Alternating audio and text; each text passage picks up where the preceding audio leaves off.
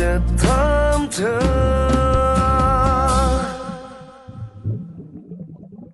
ถ้าไม่มีชุดวิวาให้เธอได้ใส่ไม่มีแหวนวงใดให้เธอได้สวมไม่มีเงินเลี้ยงไม่มีตัดเค้กไม่มีสินสอดแพงให้เธอไม่มีการ์ดอวยพรใดๆสักใบไม่มีเลิกยามดีให้เธอได้รู้กำหนด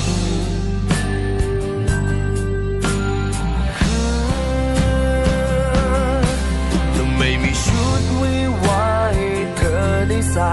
ไม่มีแหวนวงใดให้เธอได้สวมไม่มีงานเลี้ยงไม่มีตัดเค้กไม่มีสินสอดแพงให้เธอไม่มีการ์ดอวยพรใดๆสักใบไม่มีเลิกยามดีให้เธอได้รู้กำหนดแล้วเธอจะรักไหมยังจะรักใช่ไหมความรักจนของคนหนึ่งซึ่งมันไม่มีอะไรจริงๆนอกจากเธอ